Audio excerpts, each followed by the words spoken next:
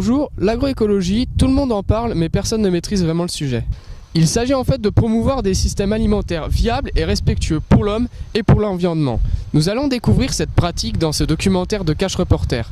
Nos expertes Léa et Amélie ont enquêté. En 2012, un projet agroécologique a été mis en place par le gouvernement avec 12 points clés. Ces points clés visent à diminuer le recours aux antibiotiques vétérinaires et à encourager l'agriculture biologique. Sélectionner des semences adaptées et enrichir les sols afin de favoriser la fixation des gaz à effet de serre. Développer l'apiculture, le non-labour, l'agroforesterie et bien d'autres. Développer et animer des projets collectifs, conseiller et former des agriculteurs. Mais qu'en est-il vraiment sur le terrain ? Notre équipe nous attend sur Exploitation et le site du lycée agricole de Pixérécourt avec quelques exemples concrets. En effet, Alexis, ici à Pixérécourt, nous pratiquons l'agroforesterie. Ce sont toutes les pratiques agricoles qui intègrent l'arbre dans un environnement de production. Il y a 26 hectares de prés bénéficiant de l'agroforesterie. Cela permet de procurer de l'ombre aux vaches étant en pâturage cellulaire. De plus, les feuilles qui tombent sur le sol se décomposent et produisent de la matière organique qui l'enrichit. Les espèces présentes à Pix sont les hêtres, les frênes et les merisiers. Nous allons maintenant retrouver Paulin qui va nous parler du non-labour. Effectivement Lucie, je vais vous parler du non-labour. Mais le non-labour, qu'est-ce que c'est ? C'est le travail de la terre sans l'utilisation de la charrue. À Pixérécourt, il est utilisé car cela simplifie le travail de l'agriculteur qui utilise donc moins de machines, ce qui préserve le sol et qui lui permet de gagner du temps sur le travail de la terre. De plus, on remarque que sur la parcelle de non-labour où je me situe, la vie du sol est très active car on garde la matière organique au niveau de la surface du sol. Et ceci permet aux oiseaux de se nourrir plus facilement. Maintenant, nous allons rejoindre Thomas sur l'exploitation. Comme nous pouvons le voir ici, les vaches sont issues d'un croisement de 5 espèces différentes.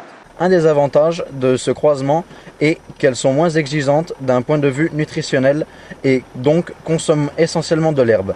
L'herbe nécessite moins d'intrants que les autres aliments, donc moins de pollution. Deux autres points sur l'agroécologie sont l'utilisation des légumineuses et l'apiculture. Suivons Louis et Mathilde qui vont nous éclairer sur ce sujet.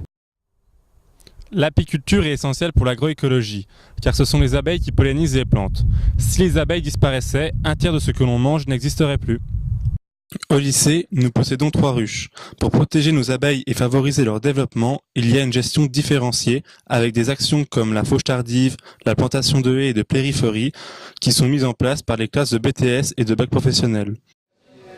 D'ailleurs, le miel de ces abeilles est utilisé à la Hall de technologie pour confectionner de délicieuses recettes à base de légumineuses. On peut se demander quel est le rapport entre agroécologie et légumineuses. En effet, celles-ci permettent de limiter l'utilisation d'intrants en fixant l'azote présent dans l'air et en le libérant au moment des labours. Et en plus, elles permettent de nourrir les hommes et les animaux. Ainsi, le PL de Pixérécourt élabore de nouvelles recettes à base de légumineuses. Dans le cadre d'un plan appelé « Enseigner à produire autrement », destiné à sensibiliser les élèves à ces pratiques, des événements comme l'Agroécologie Tour ou les journées Éco-Phyto sont organisés avec des conférences, des ateliers et des jeux concours. Nous nous sommes rendus à l'une de ces journées. En voici quelques images.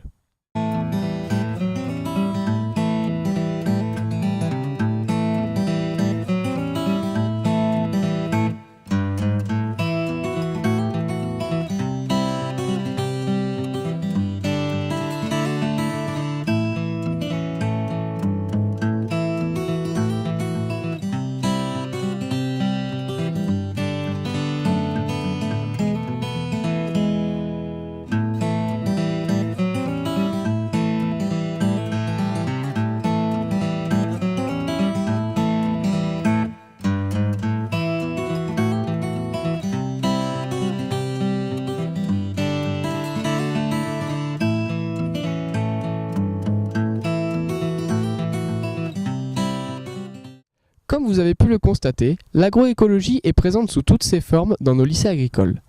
Mais qu'en est-il chez nos voisins de la grande région ? Nous le découvrirons dans un prochain numéro de Cache Reporter. Merci de nous avoir suivis et à bientôt.